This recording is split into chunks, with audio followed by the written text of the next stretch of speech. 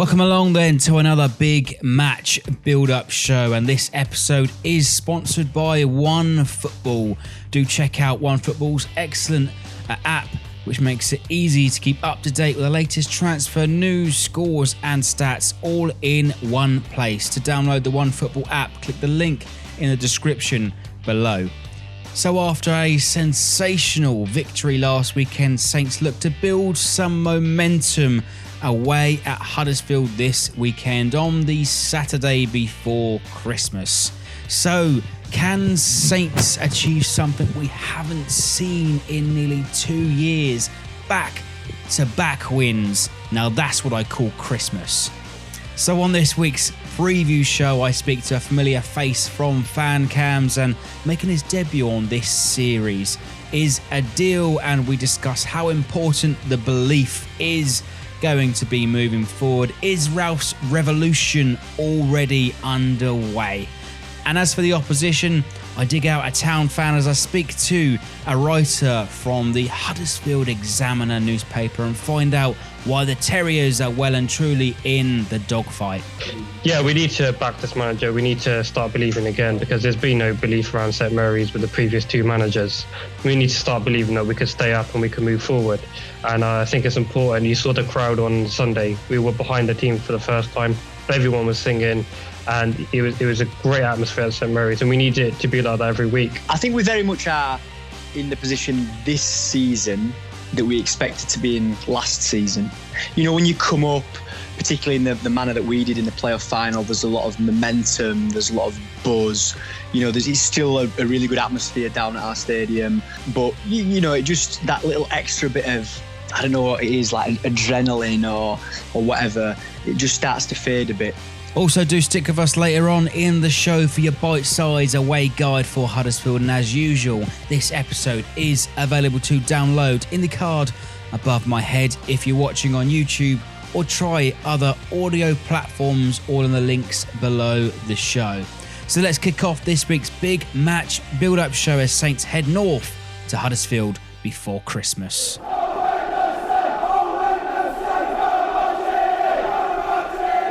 So welcome along then to our first half of our big match build-up show. Saints back in action this weekend away just before Christmas, and making his debut on this season for this series of our preview shows. Often seen in our fan interviews after the match. We saw his brother outside the ground, but Aadil, really good to speak to you. Welcome along to the match build-up show. How are you? I'm good, thanks, Freddie. Thanks, well, especially after that win against Arsenal. Thanks for having me. And it's, you know, wonderful to actually feel a win, a strange sensation. You know, it was strange talking to Hassan last week with him to have something positive to say. Yeah, I think it was amazing. It was like, it was very similar to the Bournemouth game where everyone stayed towards the end to clap the team off. There was a lap of honour by the team. Everyone was happy. We've been waiting eight months to see that. So, yeah, it was a real joy to see the team beat Arsenal side who hadn't lost in 22 games. And their fans kept emphasising that before the match, that we haven't lost in 22. DT himself said, when our team's going to start taking us serious? But we took them seriously and we beat them 3-2. Yeah, strange sensation to actually witness a home win, you know, only our second of the season, of course. But, you know, this, you know, really should help us. We should use this for a springboard. You know, we takes us out of the bottom three, and you know, we go away to Huddersfield with better intentions, I suppose. I think the players' confidence is back. We saw that. Also, I think the players look a lot fitter.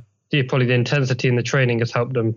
I think maybe under Mark Hughes in that game, we would have probably conceded in stoppage time, whereas the players were up for it. Like Hassan Hootel said before the game, we're training for 100 minutes, not 90. And you could show that because we had the 5 minutes of stoppages, and the team looked fit, they looked healthy. As before, they looked worn out and tired in the last 5 minutes. I think we've got to go to Huddersfield, and we've got to take the game to them. We've got to put pressure on them, and we've got to try and win, because we've got 12 points from 17 games.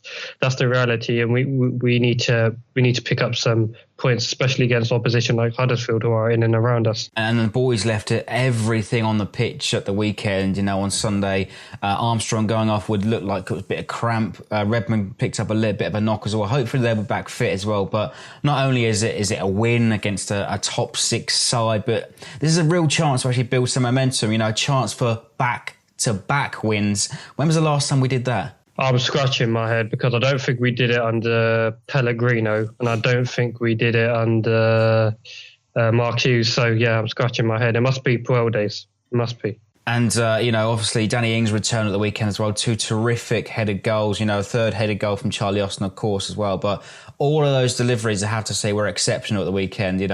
Target at first, swinging it in from the left side. Redmond on the second goal, swinging it on from the right side. But each one of those were almost sort of carbon copies. Danny Ings gets in front of the central defender, floats the ball in, knocks the ball away. He beats Koscielny, who looked at half pace. He clearly wasn't fit, but let's not take anything away from Danny Ings' finishes. Yeah, beautiful. I think Matt Target is a great cross for the first one, and Danny Ings is on the end of that. We've needed a striker like that because Shane Long's not been able to do it this season, neither has Gabbiadini. So to have Danny Ings back was a real treat. And then I think the second goal was superb because it's a little chip shot cross from Nathan Redmond, and Danny Ings, what a header. It's going into the top corner, and there's Leno's standing still. There's nothing he could do about that. 2 beautiful goals by Danny Ings. And the second goal as well, a floating header, which almost felt like it stayed in the air, hung in the air for eternity, But how important will think Danny Ings will be for the rest of the season if we can, of course, keep him fit? I think the crucial part is to keep him fit, Freddie, because he's probably missed too many games this season, and we've missed him for that. Especially under this new manager, Hassan Hüttl, where he likes a high press. We need our fast strikers to deliver. Danny Ings has played before, like a similar system under Klopp. So yeah, we need Danny Ings fit because he's a quick striker. He's a prolific goal scorer. If he doesn't stay fit, then we'll have some real problems if we don't call in another striker. Three excellent goals, but perhaps halfway through that, we go 2-1 in at half time, and then literally within sort of 5-6 minutes in the second half, they take a lucky deflected shot, and you thought, all right, so 2-2 here. Arsenal on that run of 22 games, you thought, here we go again. Arsenal's a second half team. They don't really come out or deliver in the first half. They come out in the second half, and they're known for that. So when we went 2-1 in at half time, I would have taken a draw because I know how good they are in the second half. But then the players had more belief than the fans, because even at 2-2, you think, here we go again. We've been here before on numerous occasions. We're not going to get back into the game or take a point. But no, we attacked.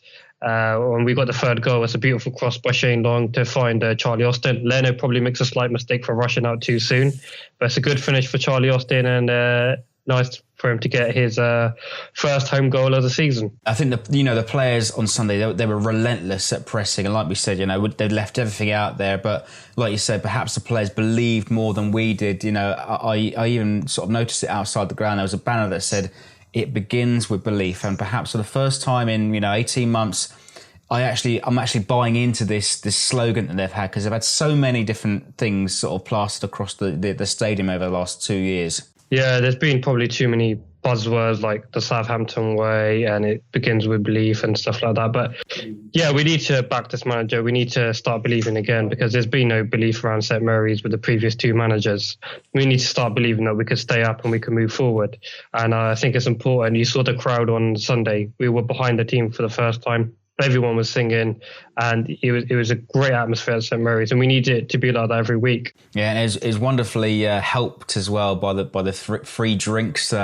Personally, my one arrived on Monday, so you can blame Royal Mail for that. I didn't receive mine on time, but for the most part, everybody received a free drink. Whether it was alcoholic, Coca-Cola, coffee, bother, or whatever. But that certainly helped the atmosphere as well, didn't it? Yeah, I think, mine, I didn't get mine in time, if it makes you feel better, Freddie. My drinks voucher came on a Monday, so it's pretty useless. Yeah, I think it's bringing the fans into the ground a little bit earlier. Watch the players warm up and train.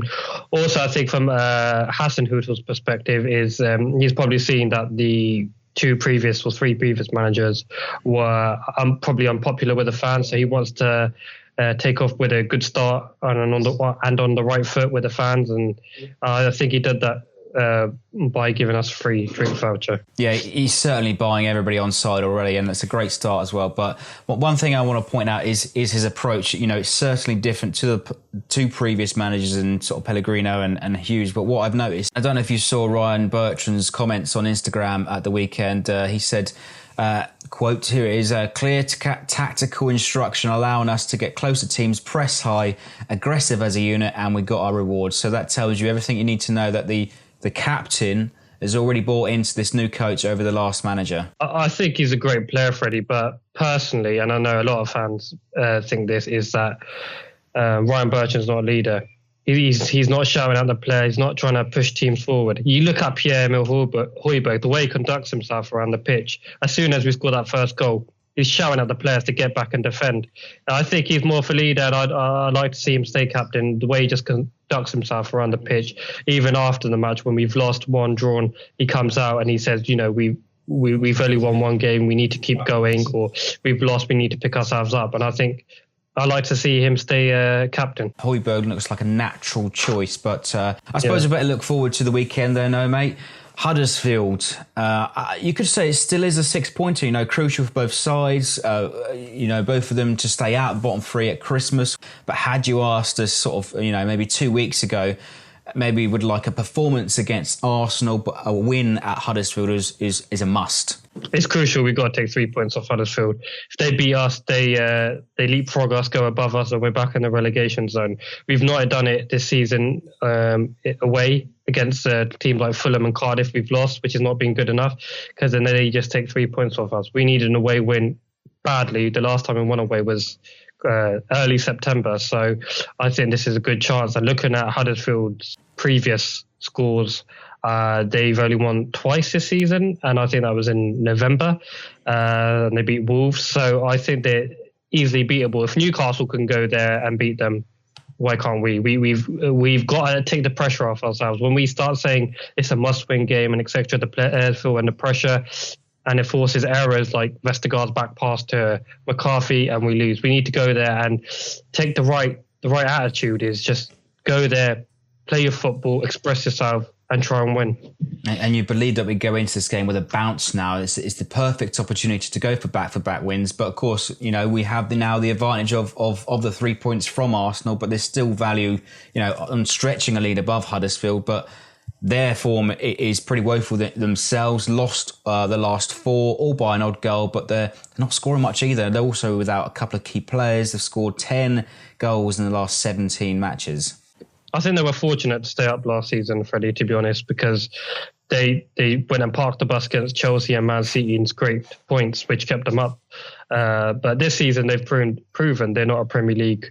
They don't have Premier League quality, and I expect them to go down. So it's a game where we need to go, and we have to win. Last season, I felt, we should have won, but we didn't, and it caught us up later on in the season. But yeah, they'll be up for it. For them, this will be the must-win game for them this season, because they're looking at their fixtures, and where we are in the league, Southampton at home is must win. They won't be parking the bus. They'll be going for us. All right, so final thoughts then, mate. We go up to Huddersfield with a bit of spirit, a bit of positivity as well. We could stretch ourselves up to sort of 15th, the heady heights. Also a big shout out to the travelling support heading up to the Saturday before Christmas. It's going to be cold. It's going to be wet. But what's your prediction for the weekend, mate? Well, we're due a clean sheet, so I'm hoping we can keep a clean sheet at Huddersfield. And as you've said, they haven't scored a lot of goals. So I'm going to go for a 2-0 win for Saints. We've got to be positive as fans. We've got to drive forward. And I think we're going to pick up a win before Christmas, which will be, like my brother said, an early Christmas present. But this will be the Christmas present we've all wanted and expected to pick up back-to-back wins. Excellent stuff, and that'd be huge to pick up 3 points at Huddersfield. And just before we go, just tell everybody, if they want to find you on Twitter to have a conversation, just tell us where we can find you. On Twitter as Aadil42, so AADIL42. So yeah, if you want a conversation about Saints or anything like that, or I sometimes tweet about Saints. I'm a big follower of Saint Mike. Give him a shout out. Regular on the Ugly Inside. So yeah. Excellent stuff. Really good to speak to you, Aadil. All the best, mate. All right, take care. Nice one, mate.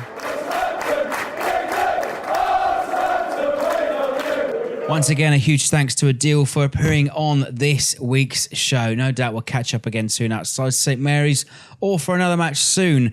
Do head over to Twitter, give him a little follow if you also want to discuss all things Saints. On to this week's bite-size away guide though. Firstly, if you're heading up on the train from Southampton, starts early. It is a long one to Yorkshire, and fair play if you are heading up on the train. But be aware, if you're on the first leg on the South Western Railway line, there are strikes towards London Waterloo. So double check your journey or find alternative arrangements. But if you're heading on the train station from Huddersfield to the ground is only about a 15-minute walk as well. As for the pubs, once you're in Huddersfield, I'm reliably informed that the Gas pub up the road from the away end accepts away fans before the match with reasonable prices on beer, but be aware this reverts back to home fans only after the match. As for alternatives though, in town centre there's a few to choose from, and last season I hear the Sportsman pub near the train station was popular with most away fans, so maybe pop yourself in there before the match. Again, roughly about a 15-minute walk to the ground from town centre. Now that's out of the way though, it's time now for our opposition outlook. And this week I managed to chat to a local journalist to find out all things Huddersfield. So welcome along then to our second half of our big match build-up show. And we finally managed to find a Huddersfield fan. They're very rare, actually, probably rarer than Cardiff fans on the internet to speak to us on video. But I'm actually proud and sort of, giving him a warm welcome to the show, a chap that's very well connected amongst the Huddersfield community, freelance writer, reporter for the Huddersfield Examiner, and also the secretary for the Huddersfield Town Supporters Association. Delighted to announce on the show, Jim Chisem. How are you, mate?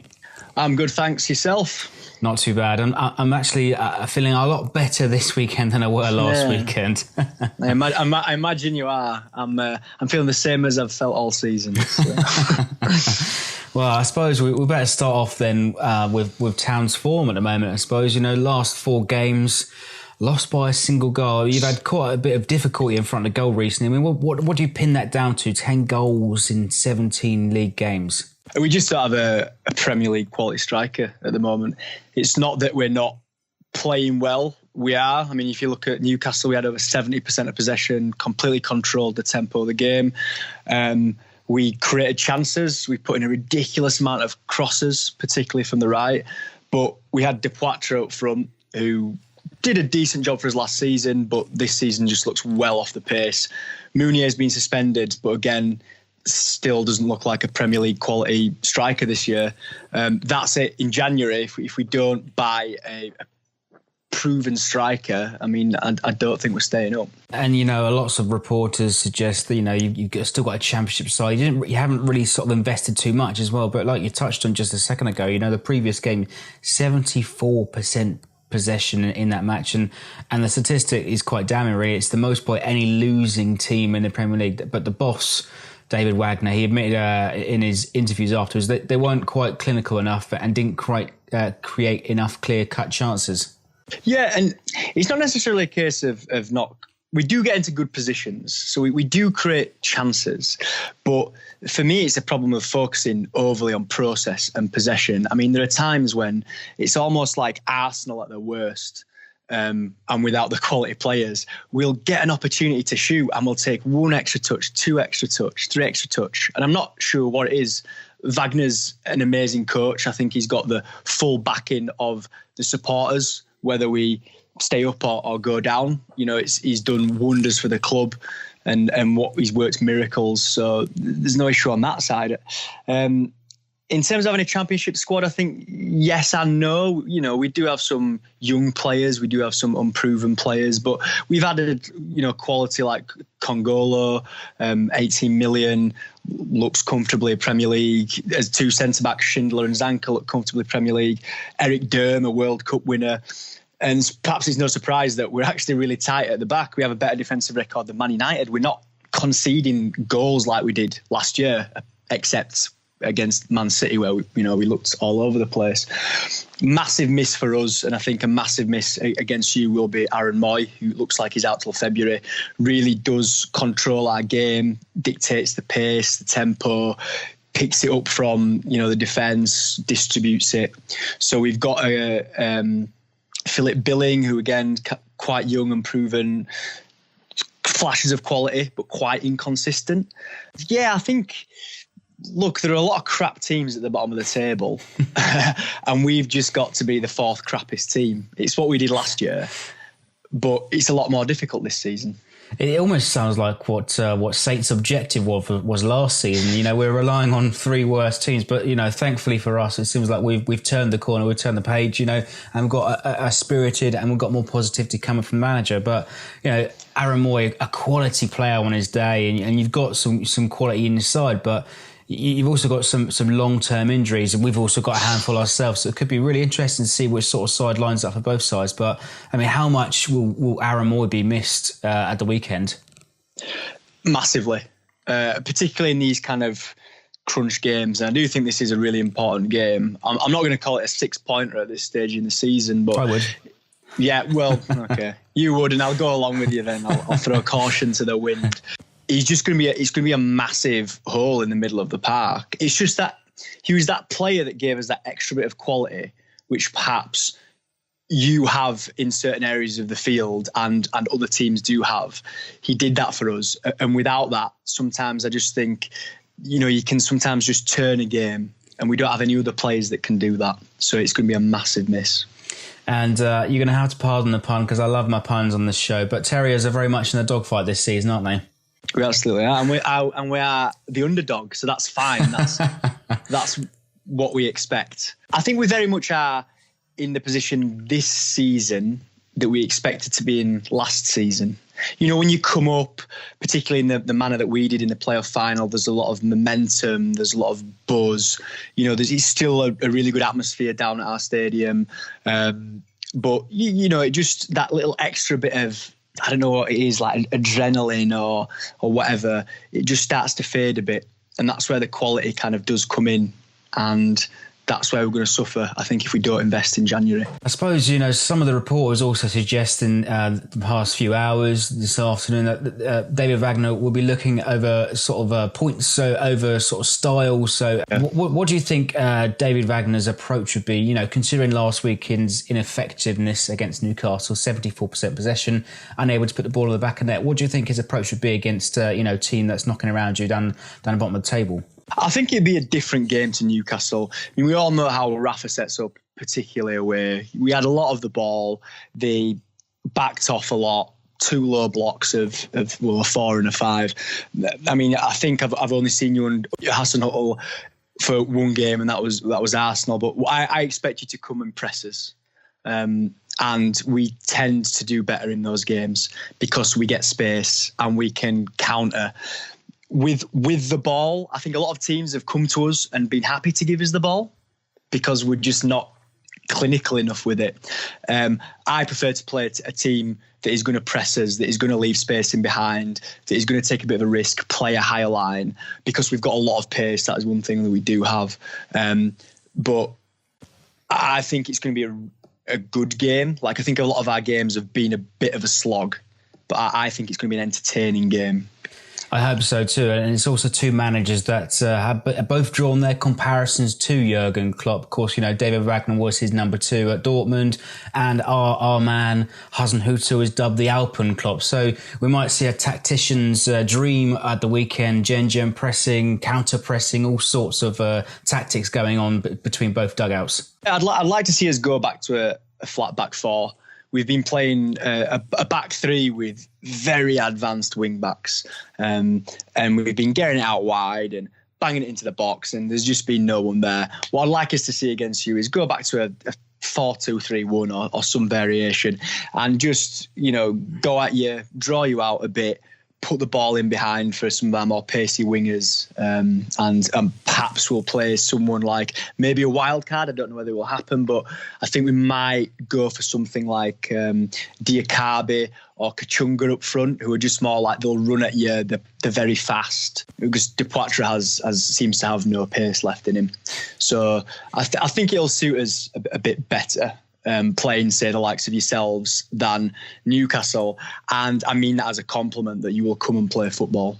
And perhaps historically suggesting that fast, bullish strikers cause all sorts of problems with our defenders. But, you know, after this weekend, we're almost halfway through this season. What do you think the approach should be after that? You know, considering you may well finish at the end of this weekend in the bottom three at Christmas. What's the objective then after the weekend? It's just a question of getting the points against the teams around us. And I think the way to do that is to be a bit more adventurous than we have been.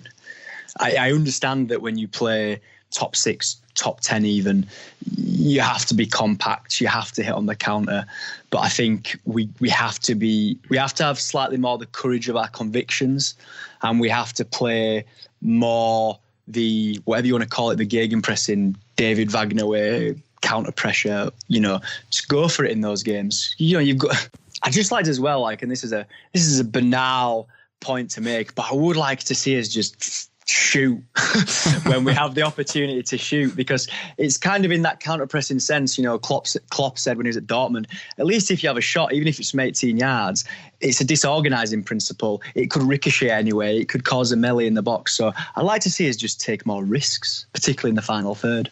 All right, then, Jim, all that being said, then, I think it's fair to say we're now feeling a lot more confident going into the stadium at the weekend. But what's your prediction for the weekend? I'm going to go for a 1-1. I think we'll score first. I think we'll come out really aggressively, really fast, feed off the energy of the crowd. But I think you've definitely got enough quality to peg us back. And I also think with new manager and new system, I think you've got the intent to do that. All right, and it's going to be certainly set up quite tight for after the new year as well. And just finally, where can we find you if anyone wants to reach out to you and join the conversation? So I'm on Twitter at JAChiz89. All right, excellent stuff. Really good to speak to you, and we'll speak again soon, mate. Thanks, mate. Yeah, thanks for having me on, and all the best for the rest of the season, apart from this one game. A massive thanks once again to Jim from the Huddersfield Examiner, amongst other things. But do head over to his Twitter to find out more of his reports. But that does wrap up this week's big match build-up show. Aadil's gone for a 2-0 away win. Jim's gone for a 1-1 draw. But what do you reckon? Let me know your predictions in the comments below the show. So a massive thanks for watching and listening along. Can Saints find a consecutive win to seal our Christmas? It begins with belief. All I've got left to say is, come on, you Saints.